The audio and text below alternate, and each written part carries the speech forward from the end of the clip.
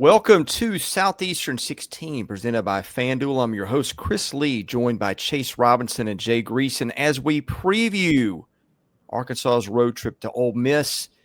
The analytics model I've got put together favors Ole Miss by about 9 in this one. By the way, you can see the game in the 6 o'clock hour. Time not set exactly as we're doing this, I don't think, on either ESPN or ABC. Jay Greeson, what's FanDuel got in terms of a line for this one? Ole Miss minus 8.5. Because FanDuel bends the knee and bows at the analytics world of Chris Lee. Arkansas, a money line upset pick, paying plus 260, with the most interesting line movement over the last 24 hours is the total in the game has gone from over under 61 to now inching perilously close to the all-important swing number of 63, with the over-under set at 62.5. Jay, these two teams are teams that have just overpowered weaker opponents with offense so far, with two really talented quarterbacks. Taylen Green, one of our channel favorites here last week, who rushed for over 150 yards and threw, I think, for over 250, and Austin Simmons, who's put up big numbers, but has also thrown a league high 4 picks. Very interested to see who gets the better quarterback play in this one. Well, I think there are a couple things here, and I love both of their quarterback coaches. Bobby Petrino, as I've said multiple times, I wouldn't trust him to take my dogs out when I go out of town, but the dude knows offense. And Lane Kiffin's a quarterback whisperer and has been his entire life since he turned Jonathan Crompton in from the most hated man in Knoxville to a blocked Terrence Cody field goal away from upsetting Nick Saban in Tuscaloosa. But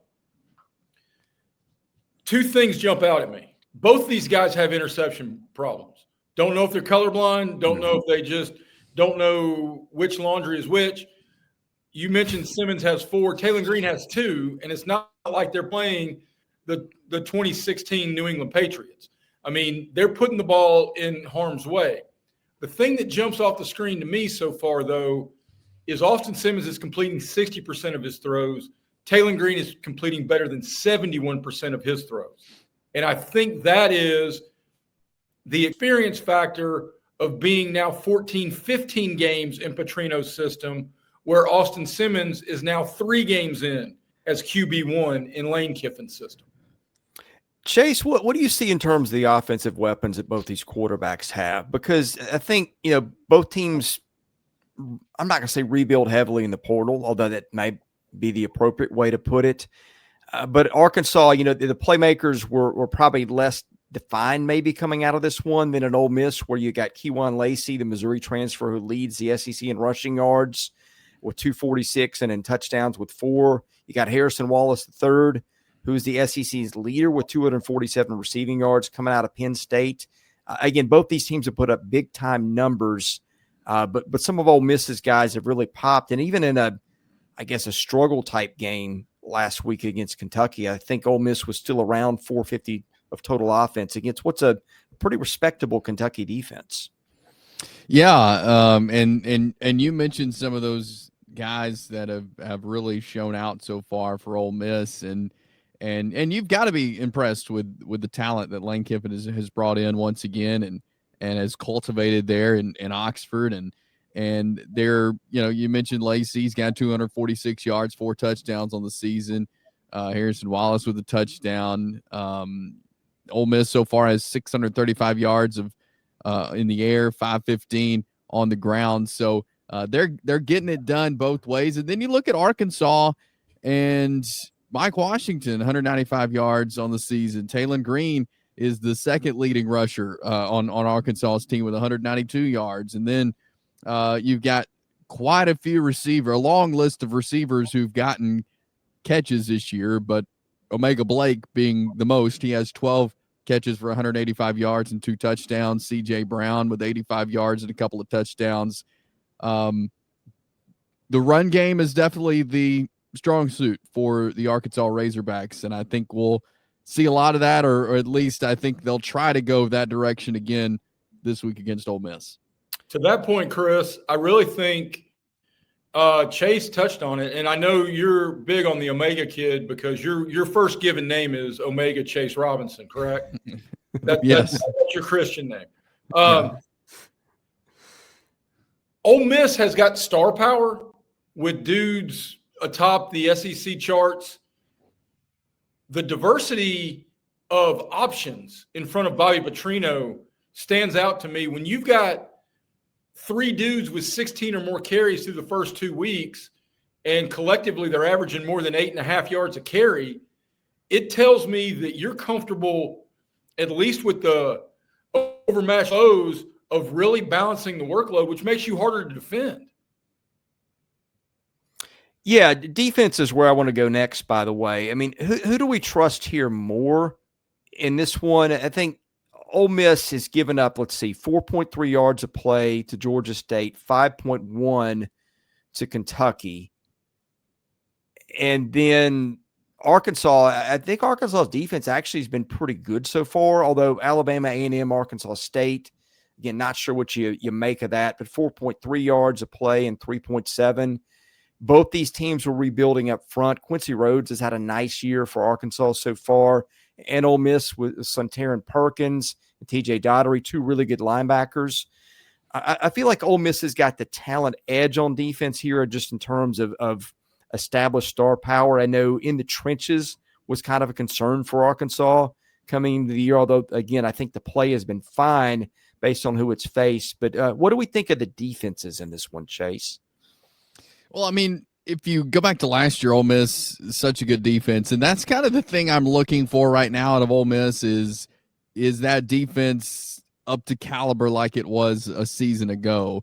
And I think we'll learn more about that this week because they've got to be able to make some big plays because we know, again, Arkansas is going to come at them offensively. They're going to utilize the depth there running the football and make them stop them before they go to the air, because I think that's what kind of team Arkansas is this year. And so I think we'll learn a lot about both defenses. Arkansas just had they couldn't stop people last year. They could not stop high-powered offenses, and that's going to have to change in this game. So I think that's the side of the ball on both teams that I'm questioning the most of all, and I think we'll learn the most of all this week is who can stop a high-powered offense, and if Ole Miss is still like they were last year, if they've kind of carried over defensively.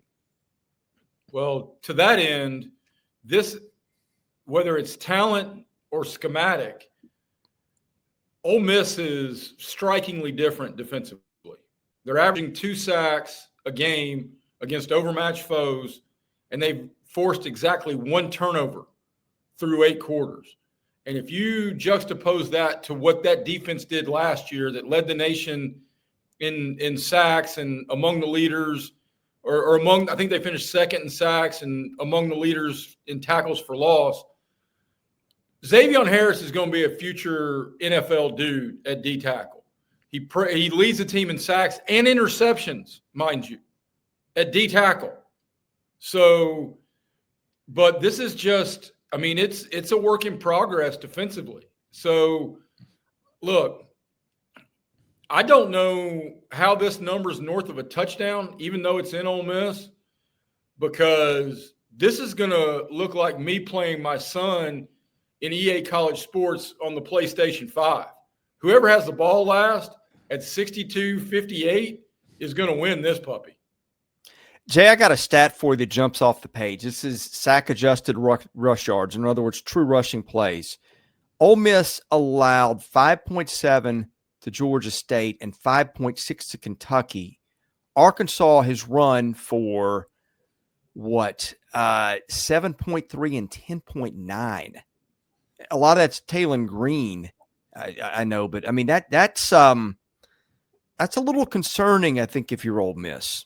It's 100% concerning. And look, this is a terrible time to get Arkansas because even though they have steamrolled a couple of overmatched foes, this is a springboard moment for an embattled coaching staff.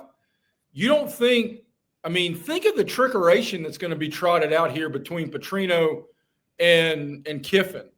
on guys who've been sitting on their cards for the most part, because both of these teams can springboard to the top half of the league and into a different stratosphere of conversation with a win Saturday in Oxford. Let's get to picks here momentarily. Or Chase, you got a comment. I'll let you do that one first. I'm sorry.